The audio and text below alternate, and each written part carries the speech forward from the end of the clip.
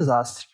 Então aí que entra o plano de disaster recovery, que é o plano de recuperação de desastre, que é um passo a passo que você vai seguir para poder se recuperar de algum caso catastrófico que você não tinha como prever, que é no caso, sei lá, pegou fogo no data center, ou algum determinado data center da cloud parou de funcionar. Aí você tem que ter um plano, um passo a passo de como que você vai fazer para recuperar seu sistema para continuar a atender a demanda do negócio. E quando a gente está falando de DevOps, ele implementa uma disciplina que é a de infraestrutura como código, que facilita muito a vida no plano de disaster recovery. Porque se aquele servidor que eu comentei do OnCloud, do sistema de drive, morreu, eu só tinha um tutorialzinho de o que eu tinha que fazer. Mas se a gente usar infraestrutura como código, usar cloud também, eu consigo só fazer uma mudança de para qual cluster da cloud que eu quero apontar, mudar para uma outra região e mandar fazer o deploy de novo, que dependendo em 30 minutos meu ambiente já está de volta. Então, fica muito mais fácil usando as ferramentas que o DevOps disponibiliza para a gente fazer esses planos de disaster recovery e conseguir se recuperar e continuar atendendo a demanda do negócio com mais agilidade. Um ponto, acho que importante que o Pedro comentou, acho que vale a gente dar um foco maior, é que o disaster recovery ele não está ali somente ligado à infraestrutura local, né, de data center on-premise. É importante também a gente ter esse plano bem definido até para os ambientes nuvem, porque tem alguns times que eles ficam, eu estou em nuvem e eu não preciso me preocupar com isso. Não, pode acontecer sim de ter alguma atualização no hack, ter algum problema no seu data center em nuvem e você ficar ali com seu sistema indisponível, né? Então, essa parte do site recovery junto com a infraestrutura como código vai lhe permitir que você vai poder subir isso numa outra região ou até mesmo em uma outra cloud, e seu sistema irá sofrer o menor impacto possível ali nessas indisponibilidades.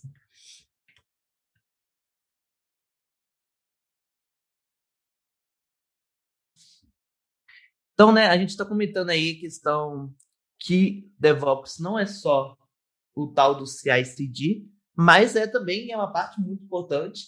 Se não fosse tão importante, não seria por isso que as pessoas, né, tomam a parte pelo todo.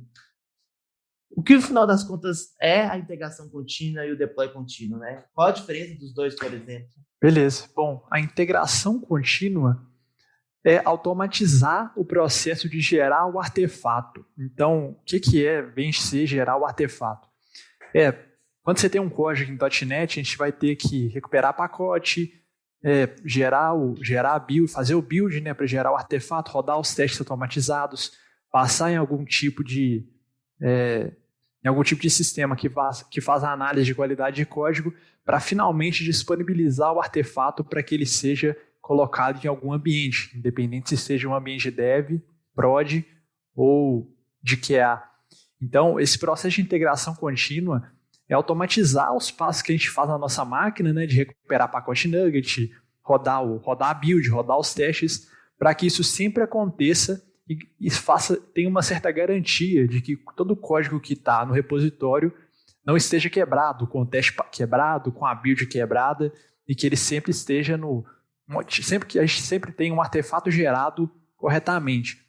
E aí ele faz o link com o deploy contínuo, porque o deploy contínuo é o ato de pegar esse artefato gerado na integração contínua e colocar ele em algum ambiente de forma automatizada.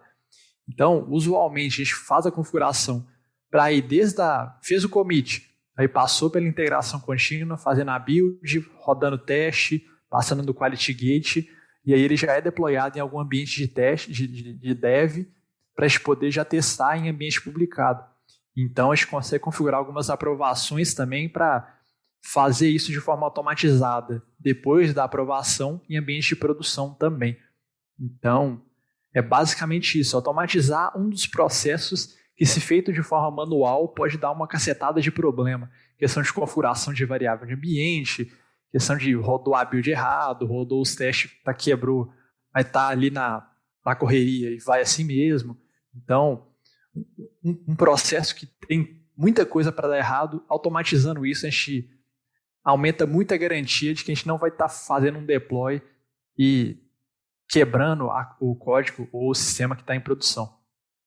Pedro, e não só também acho que a garantia, assim, dá mais confiança também para o time no momento de implementar novas funcionalidades, né? Porque você já, desde do seu continuous integration ali, o código já passou por vários testes, aí entra em diferentes níveis de teste unitário, teste de carga, teste de integração, você tem todos os itens ali, e a questão da segurança na parte que, no meu continuous deployment, aquele código que foi para produção, eu sei que esse artefato passou por Mint de UAT. Então, e por ele estar ali automatizado e garantido pela ferramenta, eu sei que não teve nenhuma modificação após nisso. Se eu preciso estar fazendo uma correção de um hotfix, por exemplo, eu vou estar indo na etapa inicial ali, fazendo todo o passo a passo novamente para garantir que esse hotfix também passou por toda essa qualidade, né? Toda essa esteira de desenvolvimento. E assim, hoje em dia existem uma série de ferramentas para poder fazer isso, né? Vocês querem comentar um pouquinho sobre quais as ferramentas mais usadas no mercado, um pouco das diferenças entre elas, o que né, a indústria está utilizando aí de ferramenta para implementar esses dois conceitos? Bom, do meu lado aqui, pelo que eu conheço, Jenkins e GitLab são os dois grandes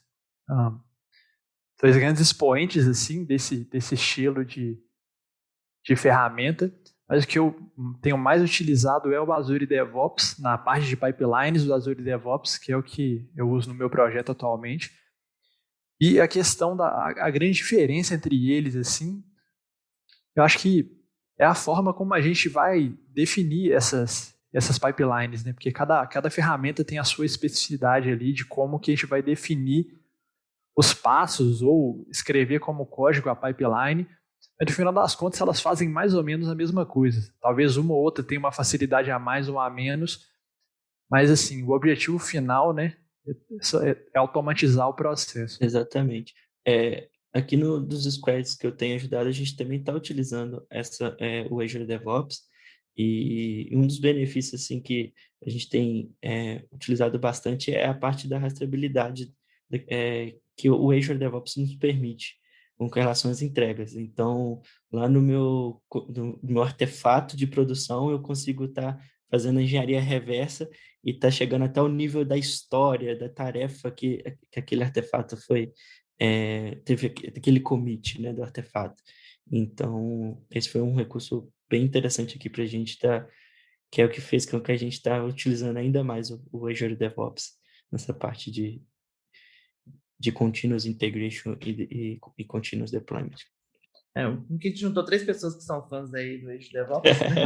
Mas a coisa boa do Azure DevOps é justamente essa, você junta quase tudo nele, né?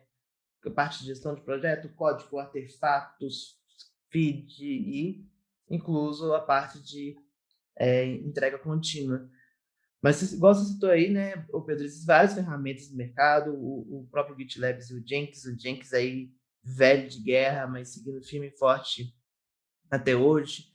A gente tem o Gira, a gente tem o GitHub com os serviços dele, o Circle, que estão cada vez melhores.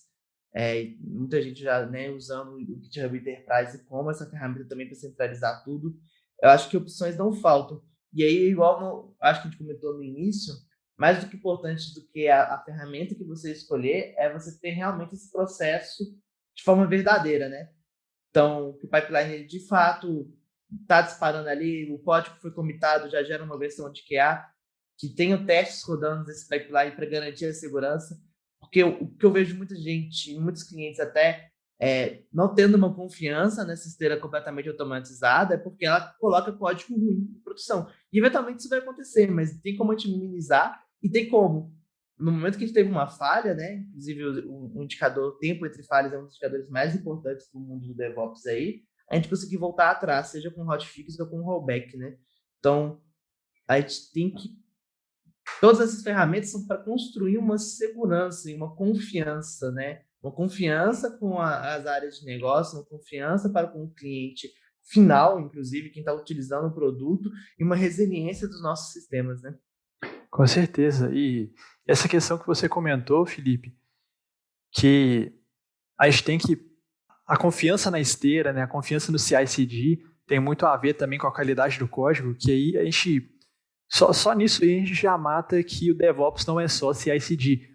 Que a gente tem qualidade de código, tem teste automatizado, tem questão de segurança, porque a gente não consegue implementar bem uma pipeline de CI/CD, a gente não tem esses outros 3 pontos muito bem azeitados também, de ter algum sonar para poder fazer validação de qualidade, para ver se tem teste passando, para ver se está cobrindo todo o código, para ter teste automatizado que vai rodar no Continuous Integration, para poder validar que o código está indo bem.